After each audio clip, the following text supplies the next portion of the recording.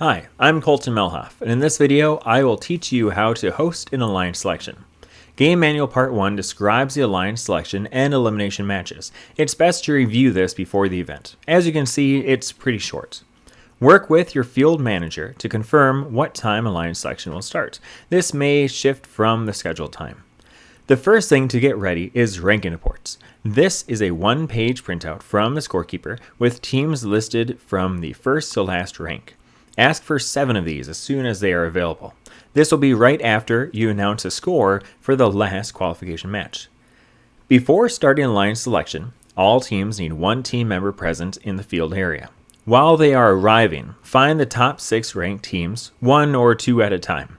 There is no rush at this point. It is more important that everyone's questions are answered and that you keep people calm. Here's what I would tell them. This is a ranking report. You don't need to use it, but hold on to it just in case. When you tell me who your pick is, I need a team name and a team number, both things. And if you're also able to point to them on the sheet, that's even better.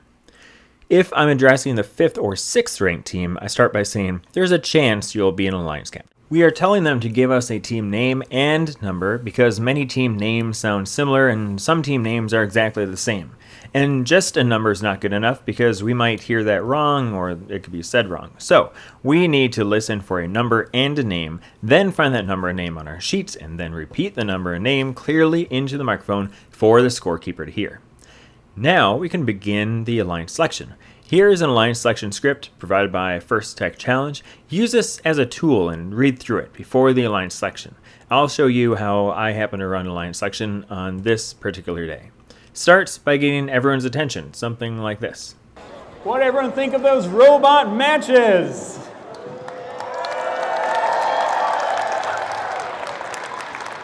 We saw some pretty impressive robots today, some excellent teamwork, and now that we're done with the qualification matches, we are moving on to our double elimination brackets. Now we need to describe how alliance selection works. We have 26 teams today, which means we'll form 4 alliances of 3 teams each. When we're forming alliances, we'll start with the top ranked team, and then go down to the second ranked team, third, fourth, and the fourth alliance. And then we'll start over again with the first alliance. They'll make their second pick, the second alliance, third alliance, and fourth alliance until we have 4 alliances of 3 teams each. There's one rule to alliance selection, and that is if a team is picked to be on an alliance and they decline to be on that alliance, they cannot accept another invitation. No one else can pick that team. So for example, let's say we have our 4 team captains lined up here, the top 4 ranking teams of the day. If the first alliance picks the captain of alliance number 3 on the first round to be on their alliance, the captain of alliance number 3 could accept. In that case, they would join alliance number 1. The captain for alliance 4 would move up, and the next highest ranked team, the 5th ranked team, would be the captain for alliance number 4. That works.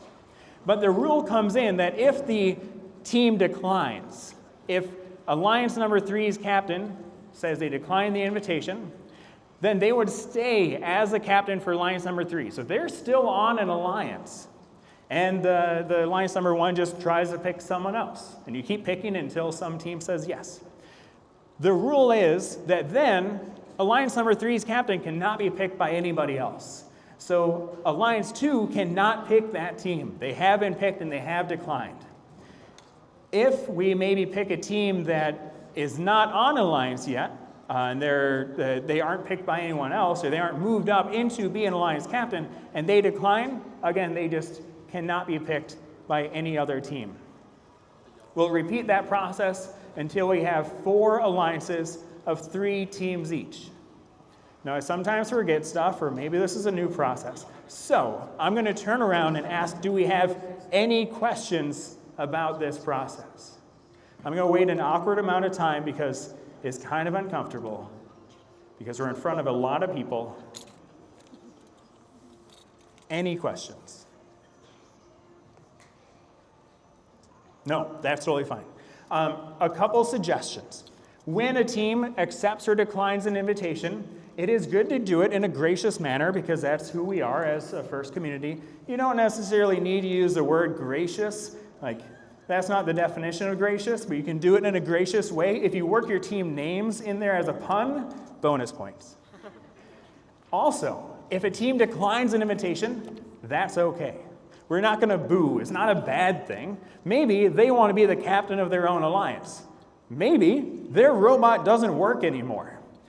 So declining is an okay thing. We're not going to boo. Instead, we are going to say, oh my. So let's practice. I'm the captain for alliance number 1, and I call, hey, team fish in the boat, do you want to be on my alliance? And then team fish in the boat hurries over, and they say, we decline your invitation. The audience is going to, in unison, say, oh my. You're going to do great. Now we'll introduce our alliance captains, the top 4 ranked teams, starting with alliance number 4, then 3, then 2, then 1. With no other questions, we are going to meet the captains of our alliances, starting with the 4th ranked team, captain of alliance number 4, 8101, Metamorphosis. As these students are walking out, I am standing exactly where I want them to be so that all the alliances are spaced out across the gym, and I may also be pointing to the ground to signal to them exactly where to stand.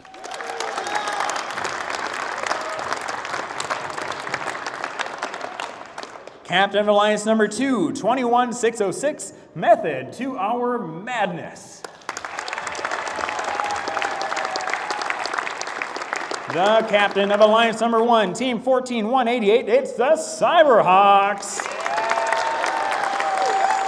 Cyberhawks. And now we do the alliance selection, parts of alliance selection, starting with alliance number 1, then 2, then 3, then 4, then back to 1, then 2, then 3, then 4. Cyberhawks, who do you pick to be on your alliance? Team 14188, the Cyberhawks, would like to invite Team 13603, Hacker Cats. Team 13603, Hacker Cats, come on down. Team 13603, the Hacker Cats graciously accepts your extended invitation.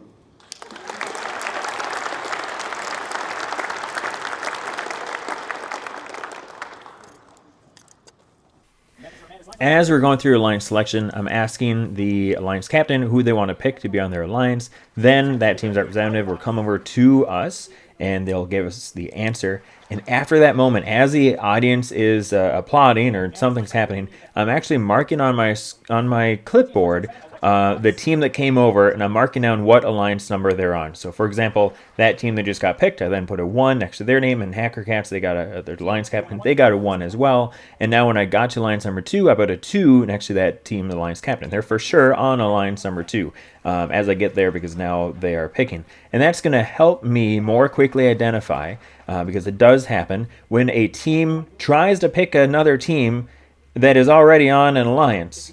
I can quickly identify, nope, that team's been picked already. Usually they then are like waving to us from Alliance 1 or something. And I can easily then look at my score sheet and see who is next. And if the Alliance's notes kind of run dry, they don't have anything else to go on as far as notes, everyone's been picked that they wanted to pick, then I can show them my clipboard and say, these are the teams that have not been picked yet, the teams that don't have any markings next to them, to give them an idea of the top few ranked teams that are available to be picked from. I'll also put a different marking, either an X or a slash through, if a team has been picked and they declined. That way I know that team cannot be picked.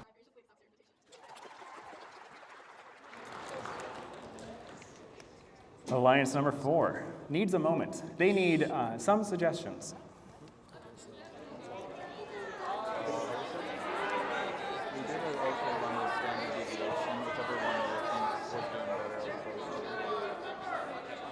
So noisy in here, it's kind of hard to think.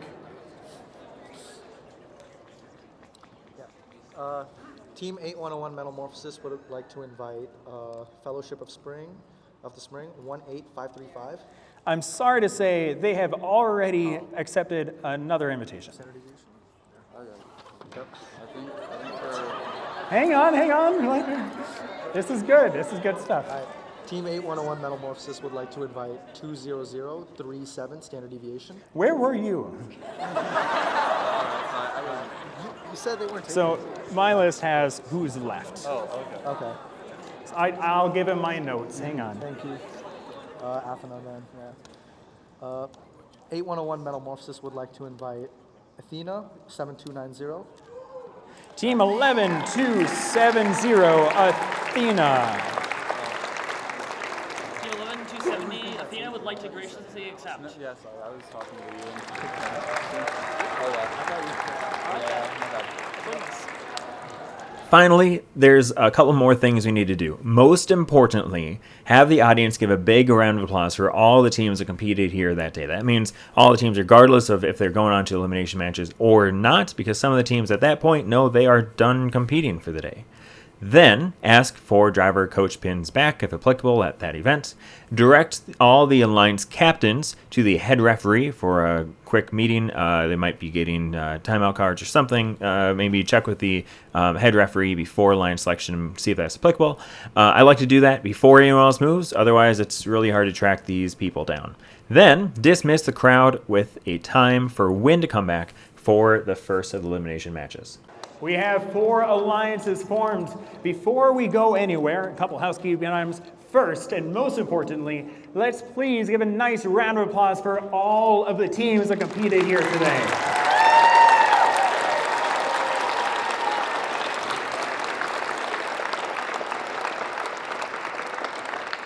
Number 2, if your team is not competing in the elimination bracket, we can take back the driver coach pins now, or not now, but after this, so that you don't forget those and pack them up with your stuff.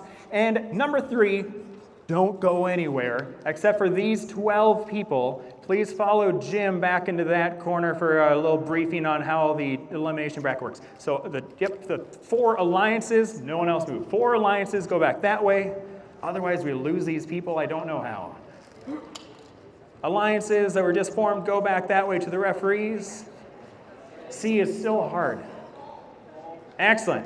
Everyone, thank you for a wonderful alliance selection. We'll see you back here in about 15 minutes for the first match. One more note while I'm at it is that while you're giving alliance selection, it is very important, or any announcing they do in front of a card like this, it's important to space out your words with a clear distinction between where one word ends and the next one is going to start, and slow down your speech overall just by 2 to 10%, because that's going to make it much easier for the audience to understand what you're saying. Just as an example for this video, I recorded the audio for this video with a little lapel mic on me because I know it's hard to hear from the audience. So here I'm just going to show you a comparison of the audio that I was hearing from my lapel mic compared to the audio that you hear when you're sitting in the stands. Just take a listen to this, see that it's kind of hard for the audience to hear because of all the echoing that happens in some of these situations, and spacing out your words, talking a little bit slower, having really clear dictation, and thinking about the words that you're saying makes a huge difference. If a team is picked to be on an alliance and they decline to be on that alliance, they cannot accept another invitation. No one else can pick that team. So for example, let's say we have our 4 team captains lined up here, the top 4 ranking teams of the day. Have fun out there. I know it's going to be a little intimidating the first time, but know that it gets a lot better and more comfortable with practice.